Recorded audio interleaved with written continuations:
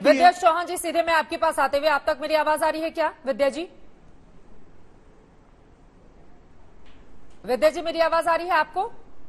Hello, आपको मेरी आवाज आ रही है? आप मेरा सवाल सुन सकते हैं? मुझे आवाज आ रही है, मुझे बोलने का मौका दीजिए। हाँ ठीक है, आप तक मेरी आवाज और सवाल नहीं पहुंच पा रहा था। मेरा सवाल आपसे सीधा सा है, लाउड स्पीकर मामले में तो सुप्रीम कोर्ट का फैसला है, तो उसको एज इट इज हर एक धार्मिक स्थल पर लागू क्यों नहीं कर देना चाहिए? और महाराष्ट्र में इसको लेकर इतनी सियासत छिड़ी हुई है, ये तो फैसला सुप्रीम अदालत का है, तो इसको लागू करने में किस बात की दिक्कत है राज्य सरकार को?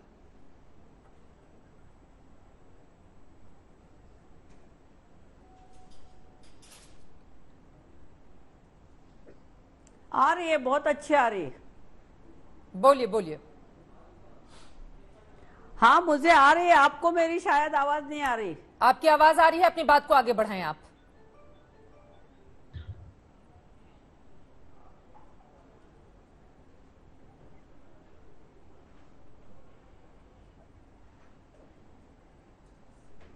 देखिए, बोले बोले।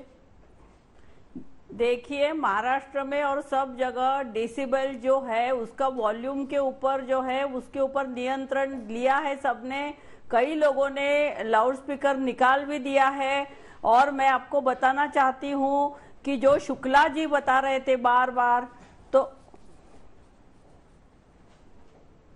हाँ, तो राज ठाकरे का बोलना यानी कोई काले पत्थर की लकीर नहीं है, वो खुद ही लकीर खींचते और खुद ही मिटा देते हैं। तो उनके कहने को इतना महत्व देने की कोई जरूरत नहीं है। शुक्ला जी बार बार कह रहे हैं कि बाला साहेब ठाकरे के आत्मा को बहुत दुख होगी, उनको इतनी चिंता करने की जरूरत नहीं है। क्योंकि देखिए, वो बाला साहेब ठाकरे के आत्मा को तब दुख हुआ जब फडणवीस जी ने शिवसेना को लताड़ा था, इसलिए ये हुआ था। लेकिन आज बाला साहेब ठाकरे की आत्मा बहुत खुश है क्योंकि उनके बेटे, लाडले बेटे मुख्यमंत्री बने हैं और बहुत अच्छी तरह से महाराष्ट्र का कारोबार चला रहे हैं। महाआघाड़ी के सब अच्छा काम चल रहा है, लेकिन भाजपा को वो दिखाई नहीं दे रहा है। मैं आपको ये बताना चाहती हूँ कि भोंपू लगाना निकालना ये कोई राजनीति का काम नहीं है। ये राजनीति अपने देश की संविधान के ऊपर चलती है।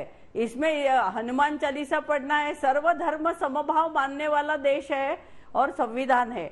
और ये तीनों पार्टियों की महाआघाड़ी की सरकार है, बहुत अच्छी तरह से मिलजुल के चल रही है। लेकिन ये भाजपा को मंजूर नहीं है और भाजपा इसके लिए बहुत नाखुश है। और उन्होंने राज ठाकरे को ईडी की नोटिस देके घुटनों पर बिठा दिया है और इसीलिए वो इस तरह से बक रहे हैं। कोई बात नहीं है। यहाँ पर मुख्यमंत्री जी बहुत अच्छा काम कर रहे हैं और ये मुझे लगता है राज ठाकरे के ऊपर इतना ध्यान देने की जरूरत नहीं है। ईडी का नोटिस भेजा है क्या राज ठाकरे को आपने? इतना महत्व देने की जिसके बाद वो आपके चंगुल में फंसकर इस मुद्दे को उठा रहे हैं, यही दोहरा रहे हैं और हिंदुत्व के मुद्दे पर शिवसेना को घेर रहे हैं। दरअसल कोई संबंध नहीं। हनुमान चालीसा का इनकी सरकार जो है छुई हुई हो रही है, बनने वाला देश है। और शुक्ला जी को इसकी फिक्र इनकी बात पूरी हो जाए तो मैं उत्तर देना शुरू करूं। भगवा वस्त्र पहनना है। चित्रा जी, इनकी बात पूरी हो जाए तो मैं अपना उत्तर देना प्रारंभ करूं। हिमालय में चला जाए, तपश्चर्या करे, ये हमारा हिंदू धर्म कहता है। लेकिन ये हिंदू धर्म का ढोंग करने वाले जो लोग हैं वो बार-बार शरद पवार के लिए कह रही है, बनाना चाहते हैं। शरद पवार को तपश्चर्या करने के लिए विद्या जी भेजना चाह रही है। आप कह रहे हैं कि भगवा वस्त्र जो लोग भी पहनते हैं उसको हिमालय पर्वत चला जाना चाहिए? विद्या चौहान जी नहीं पा रहे हैं। और महाराष्ट्र की आर्थिक राजधानी जो मुंबई है, ये मुंबई और महाराष्ट्र इनसे जाने के बाद ये बहुत ही अस्थिर सरकार करने के लिए प्रयास कर रहे हैं। अब तो इनकी एक भी प्रयास महाविकास अघाड़ी के भी फिर तो बहुत बड़े बड़े दिग्गजों पर यह सवाल उसी तरह से लागू होता है। मैं लौटूंगी, चूंकि आप तक मेरी आवाज बहुत देर से पहुंच रही है, इस वजह से प्रेम शुक्ला जी आप जवाब दीजिए। ठीक है, देने वाले राज ठाकरे। ठीक है, योगेश खन्ना जी, मैं आ रही हूँ आपके पास। विद्या चौहान जी तक प्लीज आवाज ठीक करवाइए, उन तक बहुत देर से आवाज पहुंच रही है। प्रेम शुक्ला जी जवाब दीजिए। वो कह रही है भगवा वस्त्र पहनने वालों को हिमालय चले जाना चाहिए।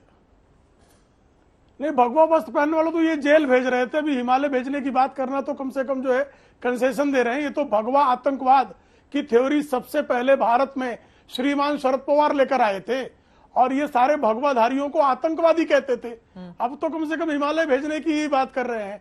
दूसरी बात ये कह रहे हैं कि हमारी सरकार को इनसे देखी नहीं जाती, हनुमान चालीसा पढ़ने से इनकी सरकार खतरे में आ जाती है। सेशन कोर्ट में बाकायदा इनकी सरकार की तरफ से शपथ पत्र दायर किया गया है कि चूंकि नवनीत राणा और रवि राणा हनुमान चालीसा मातृश्री के बाहर पढ़ देते तो इनकी सरकार गिर जाती। अरे भाई, हनुमान चालीसा पढ़ने से लंका में आग लगती थी तो मैंने सुना हनुमान जी का लग गई, लेकिन इनकी कौन सी लंका है?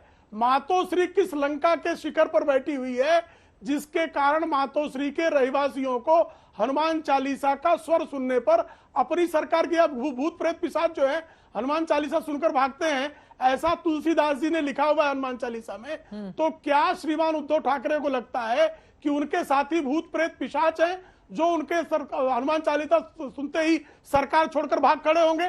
सरकार छोड़कर भाग खड़े होंगे और सरकार जो है गिर जाएगी। हर बात पर इनको सरकार गिरने की आशंका क्यों रहती है? सरकार इतनी छुई मुई क्यों हो गई है? सरकार में विधायकों का आपको जब तक समर्थन प्राप्त है तब तक आप सरकार चलाइए ना, लेकिन जो सर्वोच्च न्यायालय का निर्णय है, जो संविधान के अनुकूल दिया गया निर्णय है, सर्वोच्च न्यायालय के निर्णय का क्रियान्वयन क्या राज्य का दायित्व नहीं है? अरे आपके में तो इतने राज्य हैं, आपके में तो इतने राज्य हैं प्रेम शुक्ला जी। हाँ, तो वो सही बात है ना, आपके में तो इतने सारे राज्य हैं, 12-17 राज्यों में आपके राज्य हैं। उत्तर प्रदेश में एक राज्य है ना, अभी हाल ही में वो फैसला लिया गया है। और बताइए और कहाँ पे लिया गया है?